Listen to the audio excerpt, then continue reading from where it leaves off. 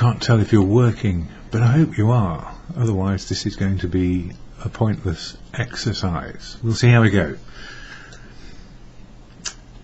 Computers don't always work well. Anyway, it's me, Don in London. It's the 3rd of April 2013, and my videos are all about living life in recovery from addiction.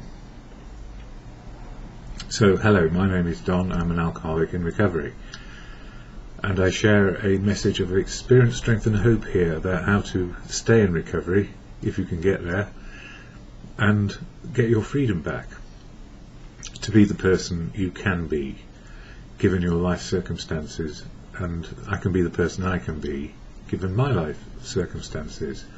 So these days I don't need a drink of alcohol to try and improve my life. I now know categorically, having gone through the stage of being convivial and joyful with alcohol all the way through to it being my best friend and then a killer which was going to get me because I became addicted.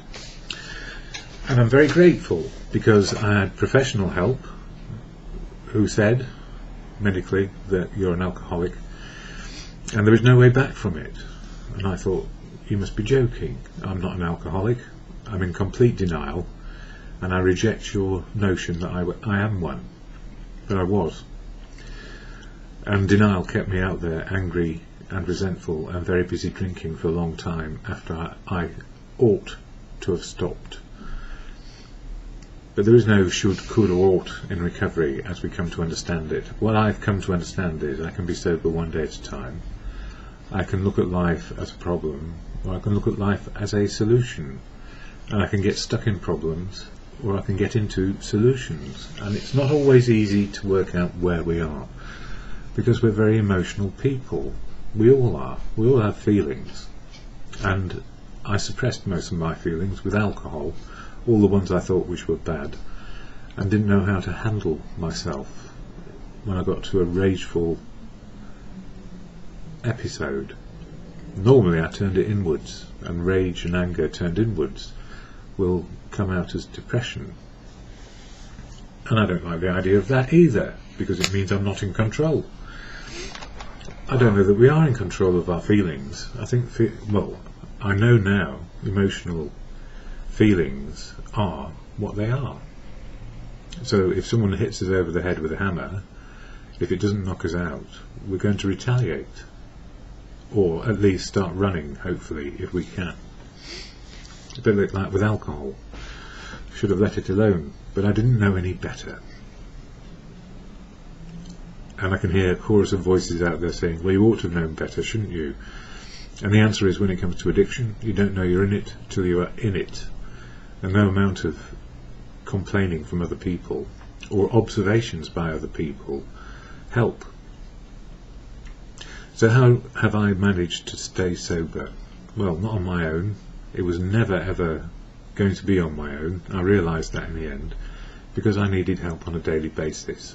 And the only place suggested to me and rejected by me in the first place was Alcoholics Anonymous. So not a good student at the beginning, and I don't mind saying that, because who is? If you're that perfect that you can just put down the drink, probably you don't need AA. Well, I don't know. I don't know what is right for you. All I can work out is what is right for me. So here I share about how Alcoholics Anonymous has helped me over the years. And I share the AA preamble, and I suggest it's the many voices in the fellowship, or the many voices that you get to support you, so you can share and hear recovery.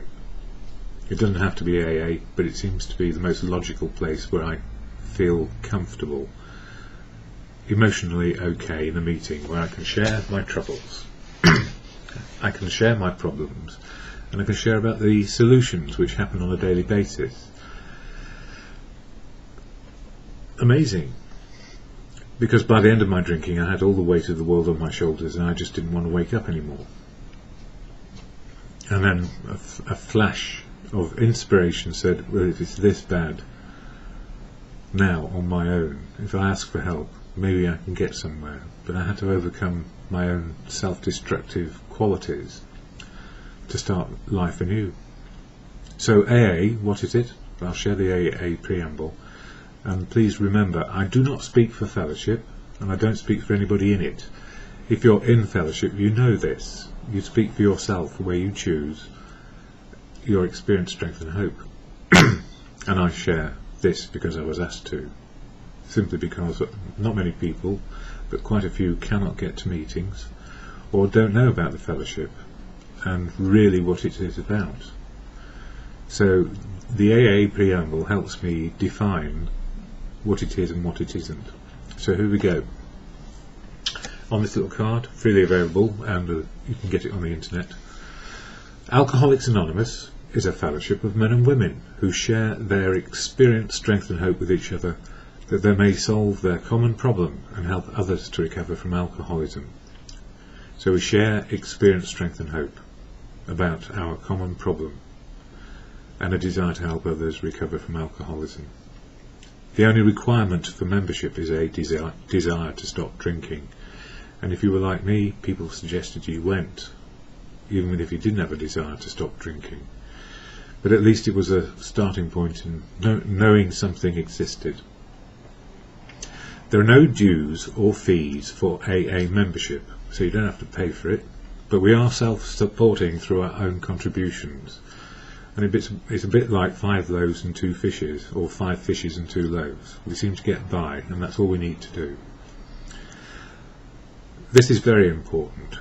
AA is not allied with any sect, denomination, politics, organisation or institution, does not wish to engage in any controversy, neither endorses nor opposes any causes.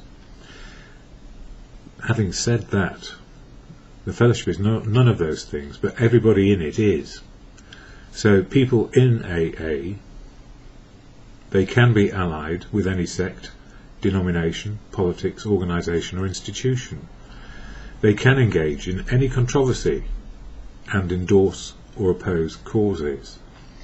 So we hear about what people do with their lives, and they share experience, strength and hope of how they live sober with all the good, bad and ugly bits of life which are happening all the time. Our primary purpose is to stay sober and help other alcoholics to achieve sobriety. So we're all trusted servants, and we don't have leaders or spokespersons who say this is the way it is. There's none of that, because each meeting or group is autonomous. It works out how it wants to do whatever it wants to do to share experience, strength and hope of recovery, and it doesn't block people from entering.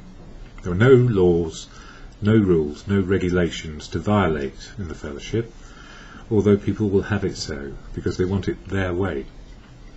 So if somebody's telling you what to do in fellowship, you can tell them where to go. Please go somewhere else is the best answer, and I will mind my own business on this subject, as I hope you will too. So nobody's there to impose their views on you, and if they do, politely move on. I think that's one of the good things we can do to each other. It's called tolerance and love. But some people will persist, say, oh no, you must do it this way or you're going to fail. And if it's like that, and you're basically following the principles of the 12 steps and somebody is stepping on your toes, you can say, please fuck off my toes. You can. Just say, get off my fucking toes and mind your own business. But, you know, that's quite a difficult thing to do when you're frightened that if you put a foot wrong, it's the end of the world. That's how I felt when I first got to fellowship, and there were some odd people about. And I didn't like them after a while. They were using others, fixing on others. So we have nuts and crackpots as well. Why wouldn't we? Because we went a bit nutty on the way to hell, I guess. Anyway, for me, my daily reflections in April focus with step 4 in mind, the fearless moral inventory, to get rid of all the crap, look at our lives, do a self-appraisal, the good, bad and ugly bits, where our resentments and angers came from, and how to deal with them, and share it later on in step 5. So step 4, fearless moral inventory, a lot to do with pride, ego and fear. So here I go for me, April 3, 2013. Pride, ego and fear can get in the way of everything, even today. Simple needs can be made into complicated issues. When we have personal problems of an emotional type, which is what we got to, and I certainly did, even now I can still try avoid telling people the truth of my situation when it comes to medical matters. And yet in recovery, because I've lived longer, I've been alive long enough to get other chronic ailments, which I need to share not only with the medical professionals, I just need to be open, honest and willing and let people know how I am. I have type 1 diabetes courtesy of living longer. I have been diagnosed properly with clinical depression, or whatever it's called these days, and sought medical advice for it. So I'm on an even playing field. Don't forget, if you are taking any sort of medical advice or medication, it won't make you happy. It will improve your chemistry set, so the possibility of happiness will happen if it can. But it will also stimulate your other emotions as well. The chemistry set working here, you don't just get happy, you get angry as well, because all the feelings start to work. So it's not just one way. So we live with what we learn. And I need to let people know how I am. Pride, ego and fear. To keep well, I need the fellowship. On my own, my emotional and spiritual well-being can be good, bad or ugly as the days are. Fellowship helps me keep safe and sober, and sometimes it's an internal struggle to tell the truth, with myself even. Sometimes it seems I need a wheelbarrow to collect the medications for diabetes and related complications. These medications are automatically generated every 2 months, or should be. But whatever we do, this is me and Boots the chemist. We always seem to be unable to get the medications on time. And the prescriptions written by the medical practice are always late. The chemist helps me and lets me know so I can borrow the medications I need. And because the medical practice never seems able to deliver on time, something in me feels the letdown. And then if I'm not careful, my pride, ego and fear can lead to anger and resentment. When others don't seem to be aware or take account of the dangers I can encounter with my medicine when it's late. So basics like insulin, I need it. Otherwise I can't digest food and I starve. That's what type 1 is. No insulin means starvation and death. With insulin, I've got to watch what I eat, or I'll get big and fat and porky, and that can lead to death. And if I don't take the insulin, my blood sugars go too high, and I can have a heart attack or a stroke. Yeah. And if it goes too low, blood sugars, I can fall over and die. God, who would have thunk it? These are the truth. This is true. You know, I might be laughing about it, but I've got to be careful, and I need to measure my blood sugars so I know whether I'm up or down, because that will have an effect and impact on my mood. So if my blood sugars are too low, I can get very angry and not realise it, that I'm going into a coma. So it's important that people recognise that I have this problem. Anyway, this morning I was, just for a bit, I was researching components required to repair my wet room, which is out of action for at least another week.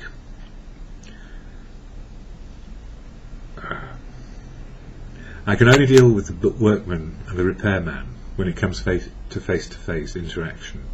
Workmen and repairmen are not responsible for the delays. They are not responsible for the policies, which means the householder and resident, me in this case, faces quite difficult challenges because repairs are slow. Again, pride, ego and fear could lead me into anger and resentment. Spending a bit of time on different plumbing sites, it is obvious that repairs take time. And in the olden days, I know what I would have done. And now I see that some of the repairs suggested will not necessarily fix the problem. What to do? I'm not going to complain. There's no point in complaining in the old way.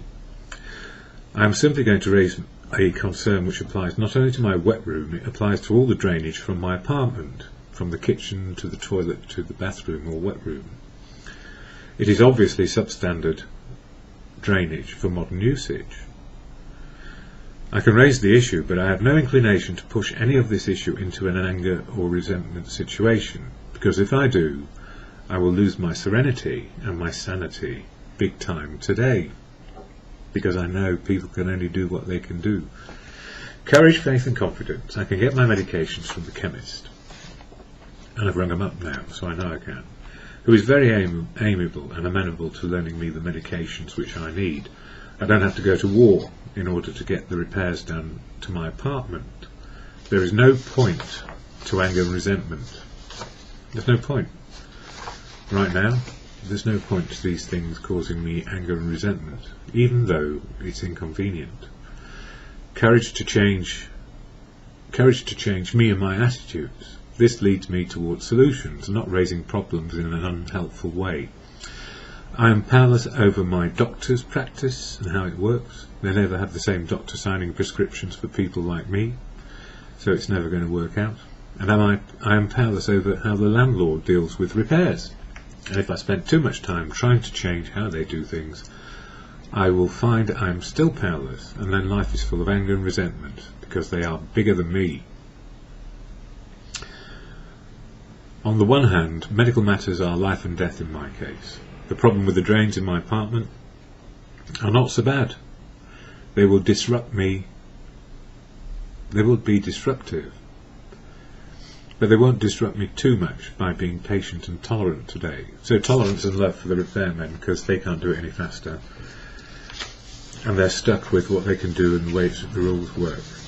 And if I try and change the rules on their behalf, I'm wasting my valuable serenity. Step 4. In work in the old life. The old life of teasing out where pride, ego and fear made me a rebellious and confrontational individual. Well, actually it started with my father. He was confrontational, and it did not serve him well. Actually, when I look back and think about it, pride and ego and fear was turned inward. I turned them inwards when things weren't going too well. My answer was always to throw money at things if they went wrong, throw something away rather than get it repaired. In my career, I could be combative, which is, I suppose, a bit warlike and challenging, to the point of making a stand on ethics. My ethics were based on open, honest, fair dealing with integrity. Pretty much up until the nervous breakdown, and then even I got distorted. And though I found myself working in organisations which have the very opposite ethical base to the one I had, open, honest, willing and fair dealing, I led from the front and fell on my own sword and principles. I burnt myself out, training and teaching ethics in the end, in an organisation which couldn't care less. It couldn't care less about its people, let alone anybody else. It was just an asset to sell off. Anyway, pride, ego and fear kept me locked into bad organisations and confronting bad ethical practices. That was dumb. That was a dumb idea, being ethical and challenging, which I was employed to do, but actually it was just a thin veneer for the benefit of anyone looking in, like the press or the public or the shareholders or the shareholder owners. Very tragic being broken and breaking down because of my own ethical code. Yeah. I would have been better letting go pride, ego and fear and leaving and moving on to a more ethical and better behaved sector of the business. It never occurred to me that I was my own worst enemy, with a head full of ethics and nowhere to hide. But there was something else about that. There was a hell of a lot of money being earned as well. Courage, faith and confidence to let go and move on is where I am now, one day at a time. And it's easy to look back in hindsight and say, yes, okay, I was powerless over all of that crap, and I was too fearful to step out of it, step out of my ethics, pull my sleeves up, give somebody a punch on the nose and walk out. I didn't do that anyway. But metaphorically, or in my own head, I ought to have said, right, that person needs to have a punch on the nose, and I need to get out now. But I stuck it out for a couple of years, and that led to a nervous breakdown. And everybody told me I was doing a good job. I wasn't. I was killing myself.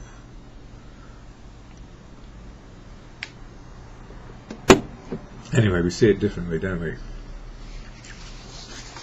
Now, step 4, romance. So romance and finance have a lot to do with step 4. I don't know where to start on this one this morning. I think, and I guess the number one resentment in this particular area of life is me. When things were working out well with a partner, the girl of my dreams at the time, I don't know that I ever felt that secure. And this is about me and my insecurities. Everything was mixed up. Work hard, play hard. Those were the rules, or the social rules I was working to. And the harder I worked, the more I felt I needed to play and share, have fun and be the life and soul of the party, fall in love without even realising that I mistook lust and desire with love and affection. Of course, all these things go together, and whatever the natural instinct ought to be, it was certainly it was certainly out of balance within me, for sure. I did confuse lust and desire and extremes of activity, and never really got to grips with who I was and who my partners were. Somehow, love and cherishing, which was there, definitely. And truly serene and peaceful moments happened, but there was always something missing in me. And it took a long time to realise that I didn't really know how to love and be loved back, and how to cherish without conditions. In the common parlance of today, a man whore without a clue back in the day. Because I didn't have a clue. I really didn't. Something was missing in my education, my emotional education around love. Anyway, so where am I today? How am I feeling this morning? Actually, I'm okay. Managed to pay the bills, so my needs are almost met. Managed not to fall into anger and resentment at anyone anywhere in the world just now. Letting go pride, fear and ego, and making room for courage, faith and confidence is always going to be a daily practice, because life is a combination of good, bad and ugly events. It's always going to be good, bad and ugly. Can't get around it. But it's how we cope with it, how we deal with it, how tolerant are we, how loving are we.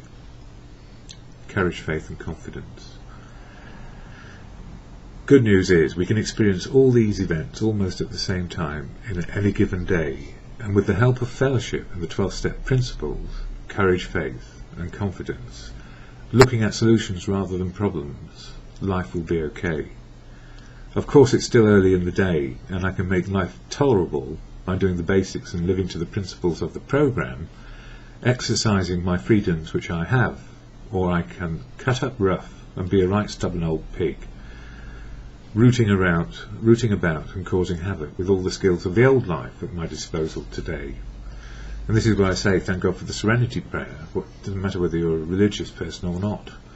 Thank God for the Serenity prayer, which is about can do, can't do, and the wisdom to know the difference. So those are my thoughts. When it comes to can do, can't do, I can do anything, but it won't always lead to a resolution, because if I use the old skills which are behind ego, pride and fear of not being taken account of, I can cut up rough and be a right old pig. Or on the other hand, courage, faith and confidence, things will get done, but not as quickly as I would imagine they ought to be. It's never going to be perfect. I'm not perfect, so why not give people a break? The people who help me face to face, like repairman, workman, the chemist, the doctor, they are doing the best they can with what they have. It's not perfect. So it's an imperfect world. We can let it go. Look with courage, faith and confidence in doing the next right thing, which is, in my case, finishing off this video, turning it into a format which can then be uploaded and then sharing it. And the can do, can't do, wisdom to know the difference in the Serenity prayer helps any time of day. And it's an exhortation or meditation as much as anything to clear the head. Where am I headed? Can I do this? Can I do that? So to God in good conscience, truth, love and wisdom, however you find it works for you. God, grant me the serenity to accept the things I cannot change. Courage to change the things I can. That's the solution bit. And the wisdom to know the difference. I'm going to keep on learning the good, bad and ugly bits of life all day long. Moment to moment, minute to minute, hour to hour, and just for one day.